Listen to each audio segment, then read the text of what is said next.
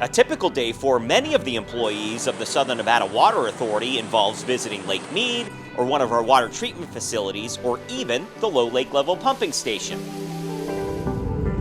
You may not think we'd be in the snow. The reason, however, is up in the clouds.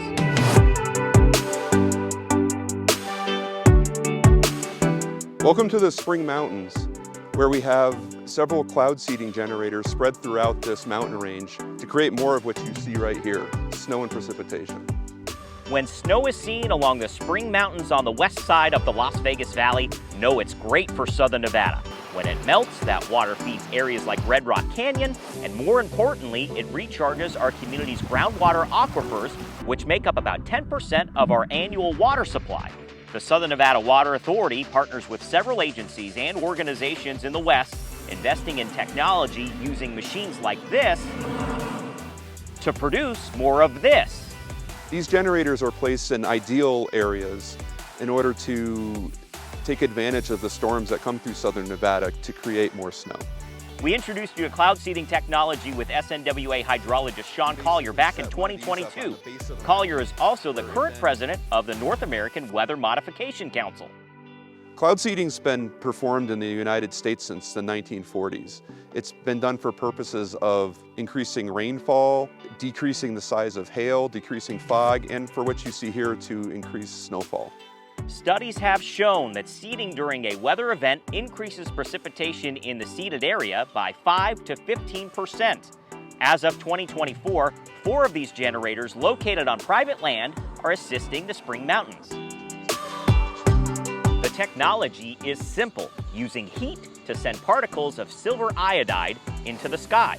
It gathers some of the supercool liquid water. It's water that's floating in the atmosphere that would otherwise not fall as snow, and it causes it to snow more. The method is proven safe as the silver iodide falls back to the earth with the snow, and when it melts becomes undetectable, as silver is a naturally occurring element in our environment.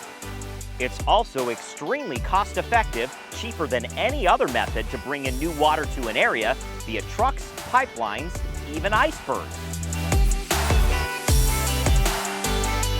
2023 was an excellent year of precipitation in our Spring Mountains and the Colorado Rockies, where the other 90% of Southern Nevada's water supply originates. Dozens of cloud seeding generators, funded in part by SNWA in that area, gave the Colorado River a boost. It was so good, in fact, that we stopped seeding in the mountains.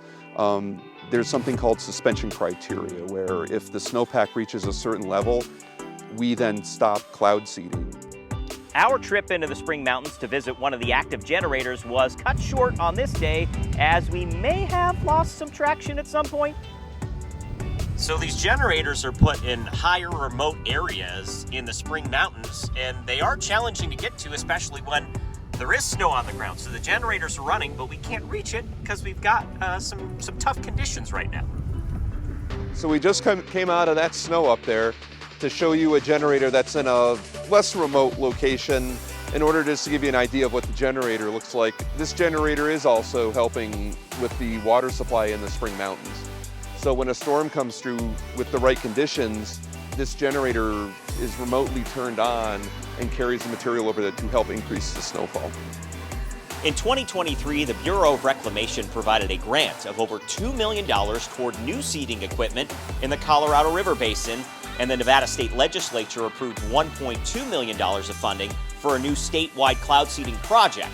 So while this activity is building up like our clouds do from time to time, Collier is quick to note cloud seeding is not a permanent solution to the problem of drought in the West, but another tool in the toolbox, with conservation leading the way.